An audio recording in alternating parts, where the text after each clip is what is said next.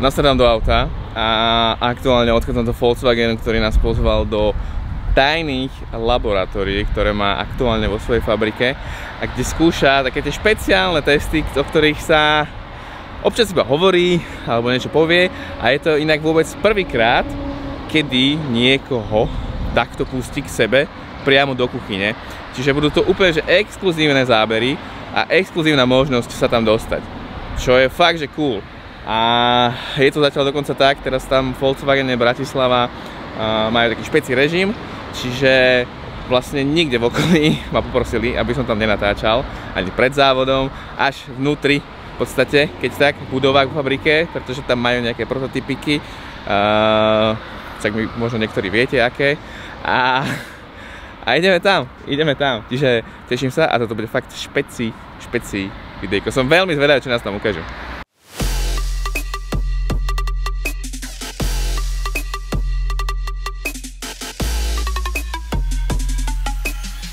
Toto sú vzorky, hotový diel, ako vám príde nový na nové auto. Vy si to narežete, zalejete do takejto fólie, nejakého plastu, do takej živice a potom vlastne skúmať na mikroskope, či to má požadovanú štruktúru, vlastnosti.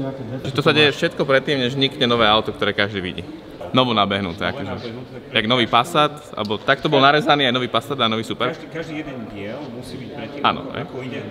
Začiatkom tohto roka sme sa zúčastnili veľmi unikátnej akcie. Boli sme v špeciálnej hale, kde Volkswagen testuje všetko od akustiky, od toho, ako silno musíte zatvárať dvere, ako má znieť motorček, akú brodivosť zvládne auto, vodnú skúšku, všetko v takom unikátnom labáku, ktorý je veľmi špeciálny. No a už počas tejto prezentácie som povedal túto vetu. Priateľe, nachádzame sa vo Volkswagene Bratislava v takej špeciálnej hale, kde sa testuje viacero vecí.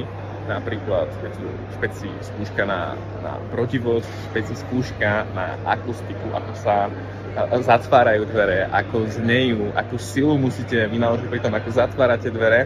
A na to v podstate, aké sú materiály použité v tom aute, čokoľvek ďalšie. Dokonca síce nie presne v tejto hale, ale v inej. Má Volkswagen špeciálne miesto, na to som sa osobne pýtal, či existuje určite predpísané. Predpísané to, ako musíte zabuchiť tie dvere, ako majú znieť, ako má znieť motorček na okno. No a je tu laboratórium, ktoré robí to, ako má presne auto voňať. Nové auto má predpísanú voňu, má byť podľa Volkswagenu absolútne neutrálna, maximálne, čo tam môže byť cítiť, je prírodná vôňa kože. Čiže ak ste niekedy nad tým rozmýšľali, áno, existuje presne predpísaná vôňa, ako má auto voňať.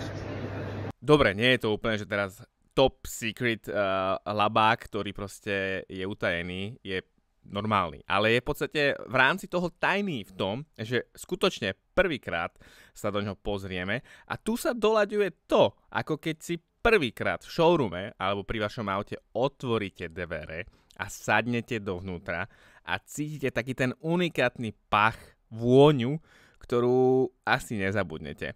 Doteraz si môžete kúpiť rôzne voňavôčky na pumpách, čerpačkách, ktoré majú mať vôňu nového auta. Ale je to veľmi špecifický druh vône, ktorý je kombináciou rôznych materiálov.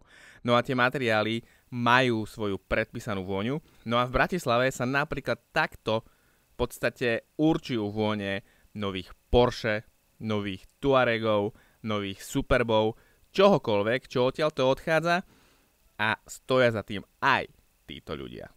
Vítam vás na pachovej skúške. Moje meno je Ľubica Bučiová, som členka týmu Polymere a som zodpovedná za, okrem mojich kolegov, za skúšku, pachovú skúšku teda na interiérových dieloch. Nový zákazník si kúpi nové auto, rozhoduje sa, ktoré si kúpi, sadne si do auta a určite nechceme, aby z toho auta vybehol alebo teda sa tam cítil nekomfortne, pretože čuch je jeden z dôležitých zmyslov, ktorý nám podprahovo a podvedomo vlastne hovorí o tom, čo cítime a vytvárame si vlastne prvý dojem. Lenže myslíme aj na našich zákazníkov, ktorí si auta už kúpili, ktorí v nich jazdia a v letných horúčavách majú toto auto ráno odstavia na parkovisku, celý deň na parkovisku, po obede prídu do auta, nasadnú a nechceme, aby 5 minút museli vetrať, aby si vôbec mohli sadnúť a odísť. Chceme, aby sa to auta mohli sadnúť, aj keď je teplé a odišli by. Kvôli tomu skúšku zápachu robíme, alebo pachovú skúšku robíme pri vyšších teplotách. Pri vyšších teplotách sa samozrejme z materiálu, ktorý pri izbovej teplote nám môže pôsobiť ako úplne nezávadný, úplne v poriadku, necítime nič, tieto pachy sa zintenzívnia pri vyššej teplote a môžeme cítiť veci, ktoré vlastne pri normálnej teplote necítime a tým pádom môžeme vlastne odchytiť tieto diely, ktoré by neboli vhodné. Ako túto skúšku robíme, tak je to, ako som spomínala, pri zvýšenej teplote.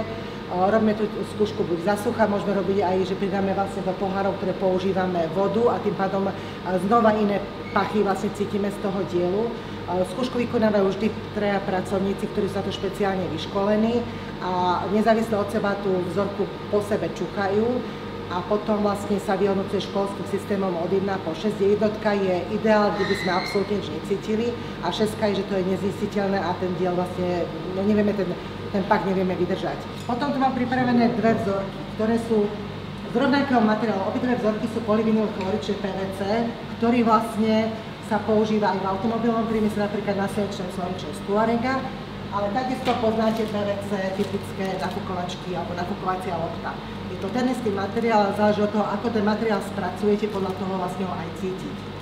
Takže tu mám vlastne vzorku pri izbovej teplote znova, alebo to môžeme prejsť priamo túto zvyšnú teplotu, čo je slnečná clona PVC, zase dobrovoľník. Akože trošku to cítiť, už som to ale... cítil takto v aute. Áno. Ale keď zoberiete vlastne tú nejakú nafukovačku, čo je ten istý materiál samozrejme, tak by to mal byť ten rozdiel. Uj no, hej. Úplne iný. Takže vidíte, že vlastne vieme ovplyvniť, alebo dodávateľ vie ovplyvniť procesom spracovania toho rovnakého materiálu. Rovnaký materiál, tak. PVC, polyvinylchlorid má rovnakú chemickú štruktúru, záleží ako spracujete, tak podľa toho máte aj zápach. Všetko je teda takým čarom, ako ten materiál spracujete. Keď som voňal tú loptu, tak je to proste taká typická lacná nafukovačka, no ale z PVC sú vytvorené aj mnohé materiály v autách, ktoré nemôžu nejako smrdeť, musí mať absolútne neutrálny zápach.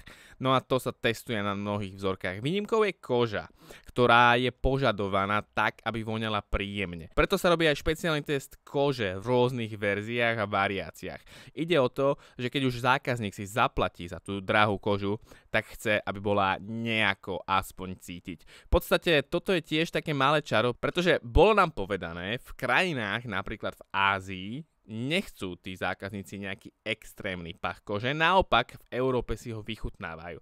Čiže dôležité je nájsť taký ten zlatý stred.